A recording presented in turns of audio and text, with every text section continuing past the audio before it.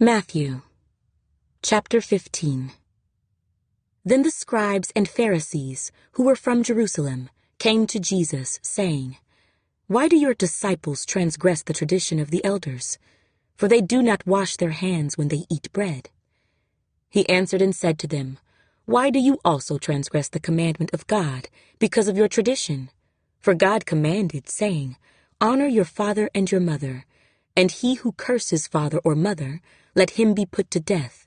But you say, 'Whoever says to his father or mother, whatever profit you might have received from me is a gift to God,' then he need not honor his father or mother.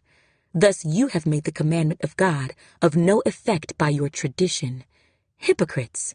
Well did Isaiah prophesy about you, saying, 'These people draw near to me with their mouth, and honor me with their lips, but their heart is far from me. And in vain they worship me, teaching as doctrines the commandments of men.'" When he had called the multitude to himself, he said to them, "Hear and understand. Not what goes into the mouth defiles a man, but what comes out of the mouth, this defiles a man." Then his disciples came and said to him, "Do you know that the Pharisees were offended when they heard this saying?" But he answered and said, "Every plant which my heavenly Father has not planted will be uprooted. Let them alone. They are blind leaders of the blind, and if the blind leads the blind, both will fall into a ditch." Then Peter answered and said to him, "Explain this parable to us." So Jesus said, "Are you also still without understanding? Do you not yet understand that whatever enters the mouth goes into the stomach and is eliminated? But those things which proceed out of the mouth come from the heart, and they defile a man.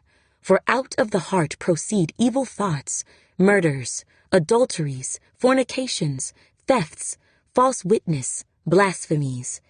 These are the things which defile a man, but to eat with unwashed hands does not defile a man."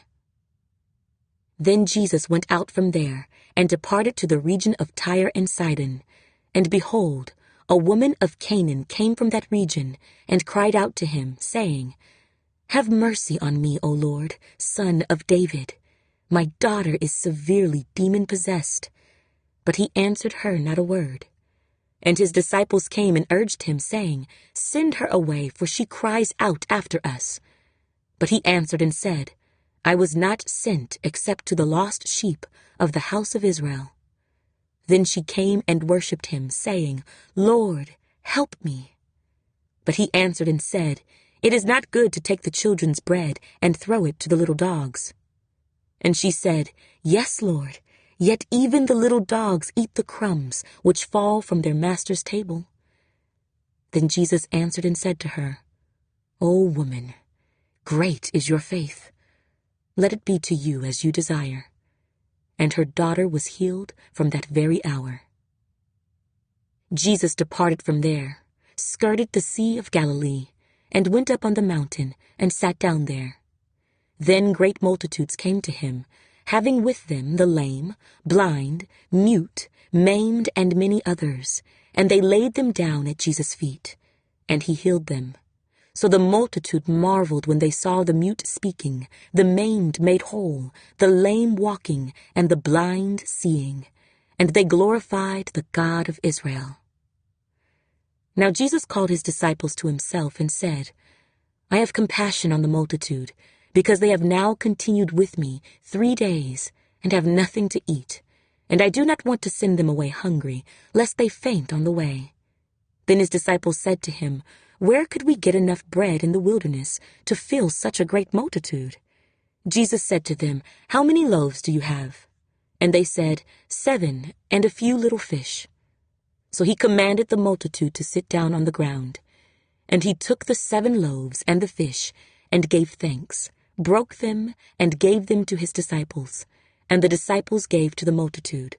So they all ate and were filled. And they took up 7 large baskets full of the fragments that were left. Now those who ate were 4,000 men, besides women and children.